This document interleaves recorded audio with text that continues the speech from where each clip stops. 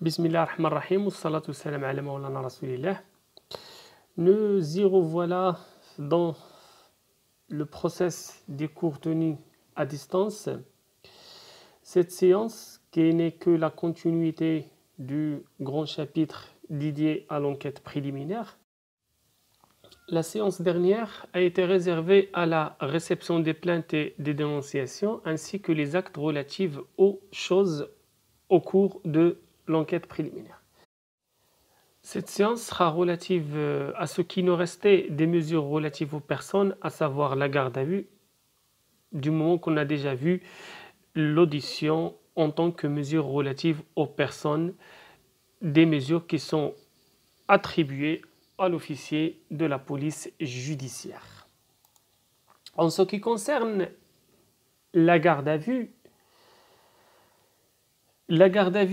comme je viens juste de l'évoquer, c'est une mesure qui intègre l'ensemble des attributions de l'officier de la police judiciaire et qui est relative aux personnes. Si on remonte un peu l'histoire,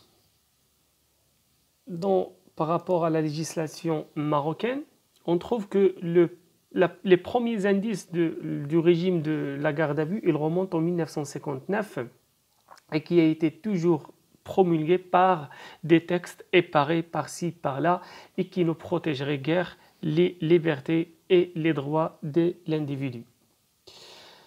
La première réforme osée dans ce sens de préservation des droits de l'homme était le Dahir du 30 décembre 1991 portant promulgation de la loi 67/90 et qui est relative bien évidemment à la procédure pénale. Ceci dit que au début des années 2000, la procédure pénale a connu un processus de réformisme et qui s'est concrétisé par le Dahir du 3 octobre 2002 qui portait la loi numéro 2201 relative à la procédure pénale en droit marocain, bien évidemment. L'ensemble de ces réformes précitées ne font que cristalliser plusieurs débats et cacher plusieurs débats à la fois juridiques, judiciaires et philosophiques. Tout ça, c'est au nom des droits et libertés fondamentales et sécurité et paix sociale. En fait, c'est un dilemme qu'on va essayer de décortiquer aussi à travers l'analyse de la garde à vue.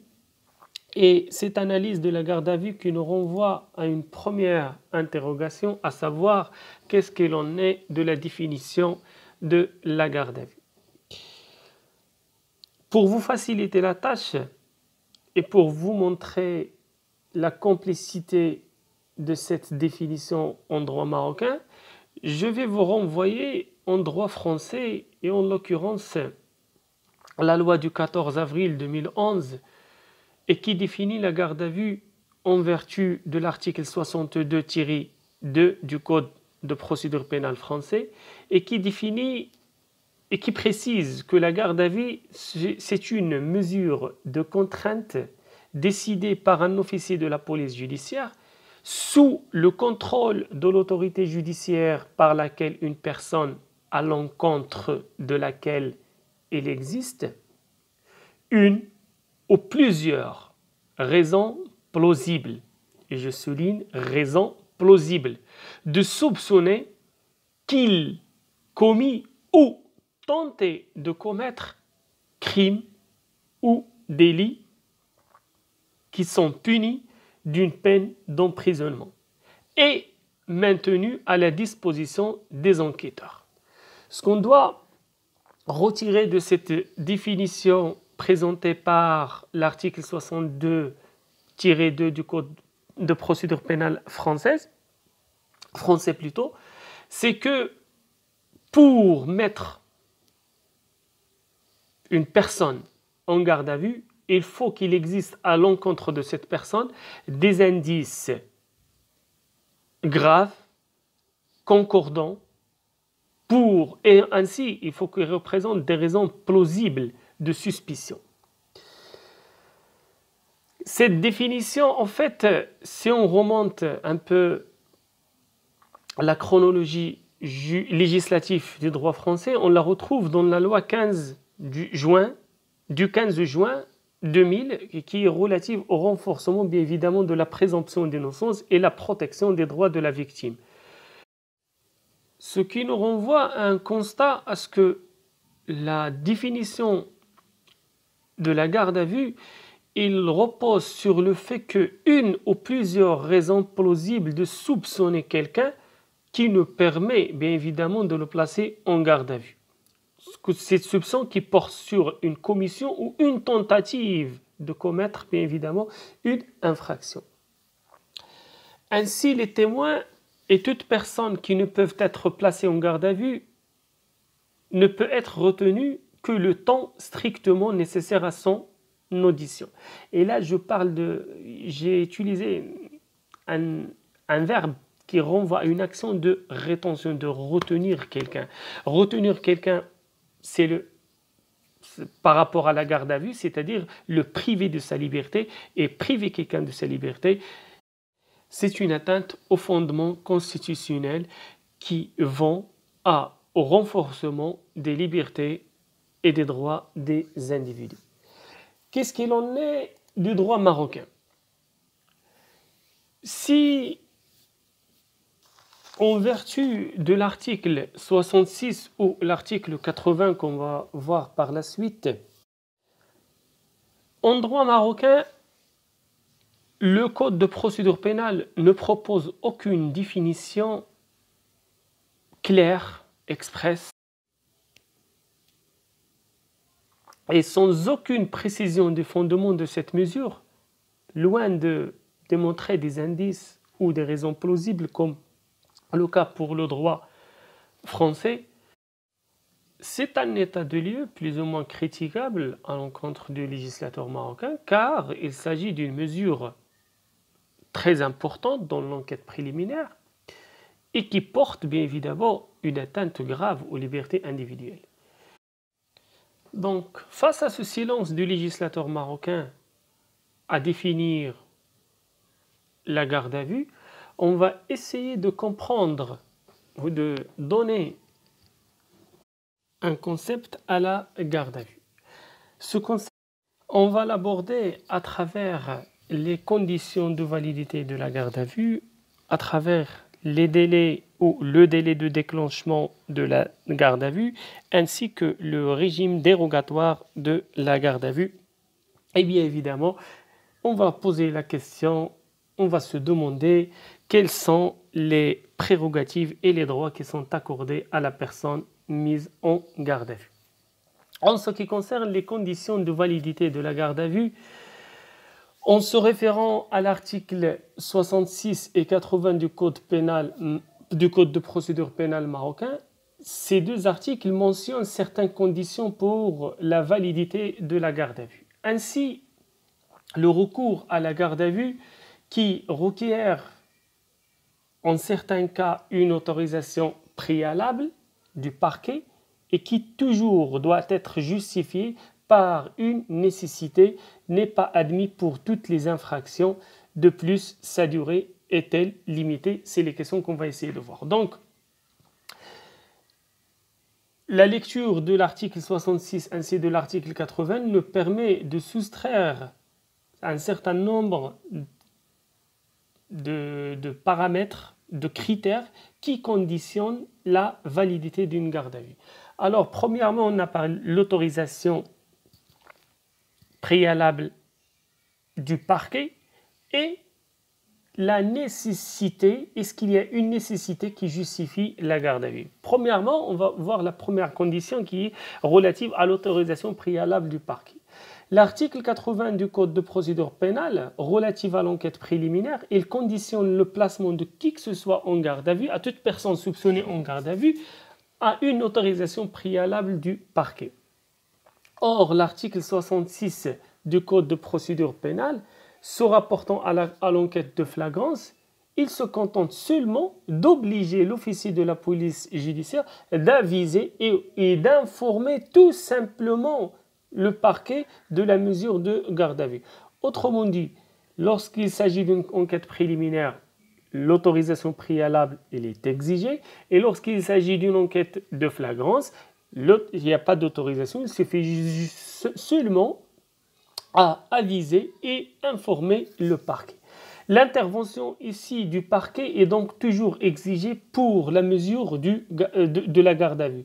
Et elle prend une forme différente selon le type de l'enquête. Est-ce qu'il s'agit de préliminaire ou flagrance? Et bien évidemment, lorsqu'il s'agit d'une enquête de flagrance, et l'officier de la police judiciaire, il est tout simplement obligé d'informer et d'aviser le parquet. Alors lorsqu'il s'agit d'une enquête préliminaire, l'autorisation préalable est exigée.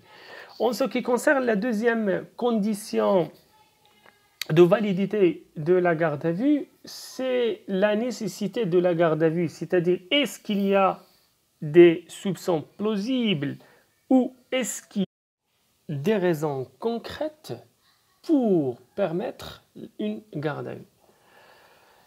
Donc, évidemment, le contrôle opéré par le procureur du roi ou le procureur général du roi ou la chambre correctionnelle de la cour d'appel, il semble être une garantie à cette nécessité de la garde à vue.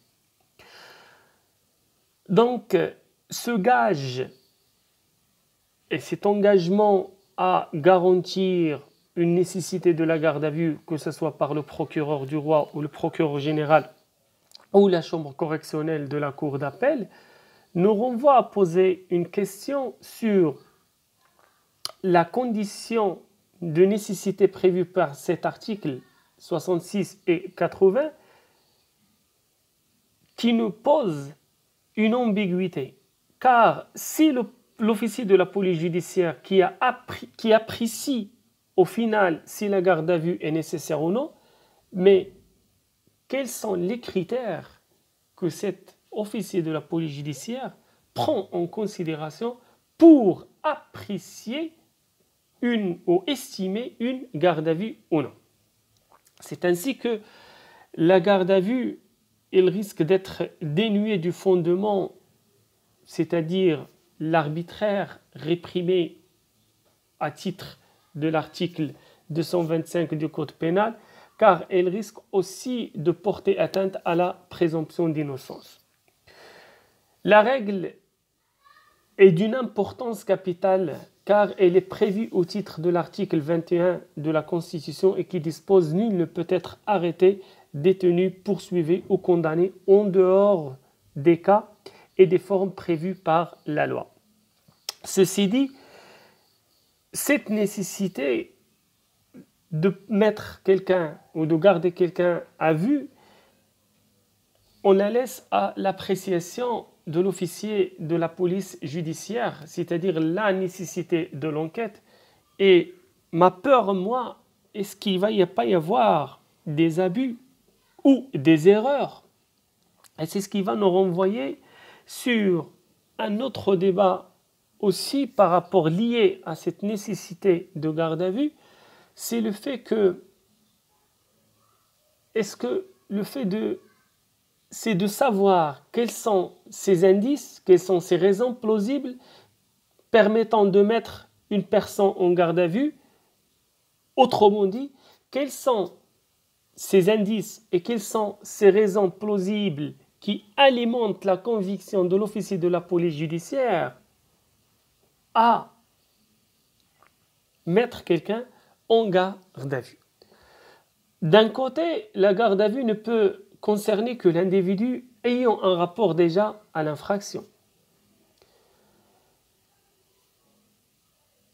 ainsi que le bon déroulement de l'enquête exige la mise en garde de cette personne, à savoir la recherche des moyens des preuves, l'identification des auteurs ou des co-auteurs ou des complices de l'infraction.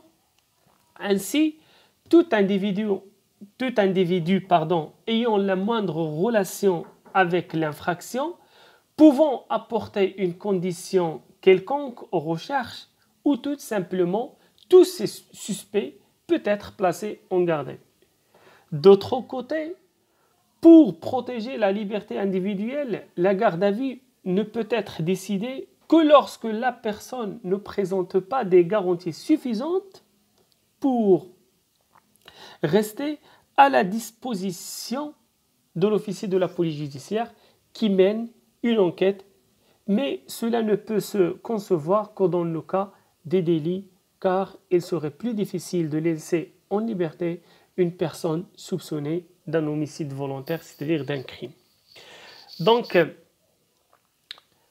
ces deux conditions qui portent une validité juridique à la garde à vue, à savoir l'autorisation préalable du parquet, et deuxièmement, la nécessité de la garde à vue, et on en sortit par un résultat que cette nécessité, bien évidemment, elle pose un débat, et cette nécessité pose un débat dans la mesure où est-ce que ces indices et ces raisons plausibles dont le officier de la police judiciaire prend en compte pour permettre une garde à vue, est-ce qu'ils sont assez forts et engagés pour ne pas nuire et porter atteinte à la liberté de la personne. En ce qui concerne le déclenchement de la garde à vue, le législateur marocain, le déclenchement des délais de la garde à vue bien évidemment, le législateur marocain a choisi de traiter différemment l'ensemble des infractions et de droit commun et un certain nombre d'infractions jugées différentes en raison de leur gravité et de leur complexité par rapport aux investigations. Donc ainsi, la garde à vue, elle porte sur 48 heures à compter et à partir du moment de l'appréhension de la personne concernée. En matière de flagrance, l'officier de la police judiciaire informe le parquet de la mesure qu'il a décidée et ça déclenche la garde à vue. C'est l'alinéa 1, article 66 du code de procédure pénale. En revanche, au cours d'une enquête préliminaire, une telle mesure ne peut être ordonnée que sur une autorisation préalable du parquet. Bien évidemment, des autorisations obtenues par le parquet, la garde à vue est déclenchée en 48 heures. En toute matière préliminaire ou de flagrance, une prolongation de garde à vue peut être envisageable dans la mesure de 24 heures et ce prolongement, il doit répondre à certaines formalités différentes. C'est ainsi qu'en matière de flagrance, il suffit une autorisation écrite du ministère public. Par contre, en matière préliminaire, la prolongation nécessite que la personne gardée à vue soit présentée avant la fin du délai au procureur du roi, au procureur général du roi, et qui autorise, si nécessaire, après avoir entendu la personne déjà mise en garde à vue, à ce qu'on va lui prolonger la garde à vue ou non, et ça c'est en vertu de l'article 80 du Code de procédure pénale. Par rapport aux d'autres régimes, dits régimes dérogatoires que la garde à vue exprime, c'est tout ce qui concerne la sécurité intérieure et la sécurité intérieure ou extérieure de l'État ainsi que le terrorisme par rapport au délai. Donc lorsqu'il s'agit d'atteinte à la sécurité intérieure ou extérieure de l'État, le délai de la garde à vue est de 86 heures, renouvelable une seule fois sur autorisation du ministère public. Mais lorsque il s'agit d'une infraction en matière de terrorisme, ce délai-là de 86 heures, il est le même par rapport à l'infraction contre la sécurité intérieure ou extérieure de l'État, sauf il est renouvelable 2 fois pour une durée de 96 heures, chaque fois, bien évidemment, sur autorisation du ministère public. Pour l'enquête préliminaire, l'article 80 du Code de procédure pénale dispose que il est exceptionnellement possible que l'autorisation citée soit délivrée en vertu d'une décision motivée sans que la personne ne soit présentée au ministère public. Dernière chose à aborder dans ce chapitre réservé à la garde à vue, c'est quelles sont les prérogatives et les droits qui sont reconnus à la personne mise en garde à vue. Premièrement, le premier droit, la première prérogative accordée à la personne mise en garde à vue, c'est le fait d'être informé des faits qui lui sont reprochés ainsi que ceux dont le droit au silence.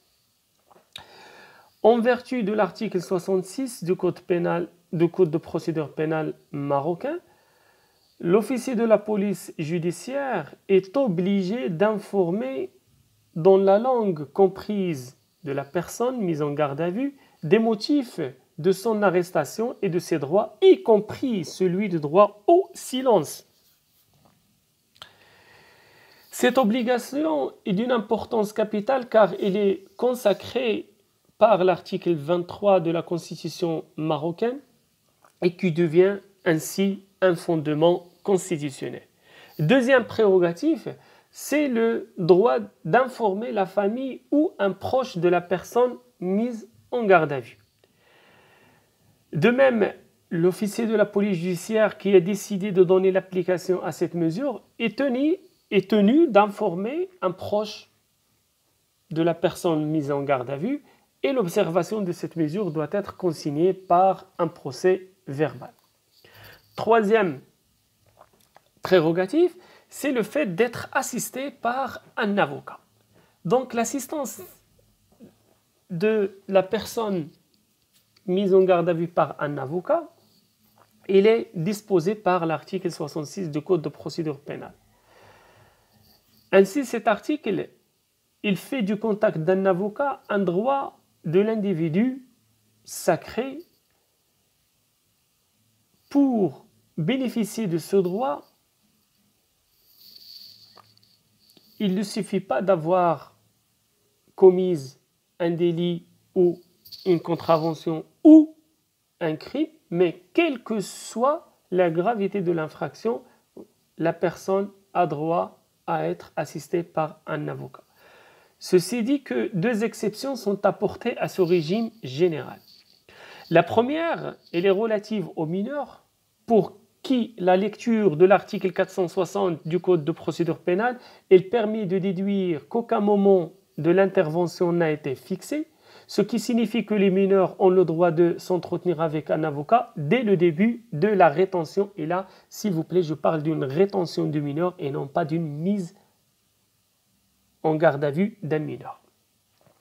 La deuxième exception consiste à déclarer le moment de l'intervention lorsque l'enquête porte sur les infractions terroristes et certaines infractions qui sont énumérées à l'article 108 du Code de procédure pénale. Et je vous invite à lire et à analyser l'article 108 du Code de procédure pénale. Dans ces cas, l'intervention ne doit pas dépasser 48 heures à partir de la première prolongation qui est d'une durée de 96 heures. Quant à l'intervention d'un médecin au cours de la garde à vue, le législateur, jusqu'à présent, ne connaît le droit du suspect à un examen médical qu'en cas de présentation de la personne devant le procureur du roi. Or, cette solution n'est pas forcément la meilleure, bien évidemment.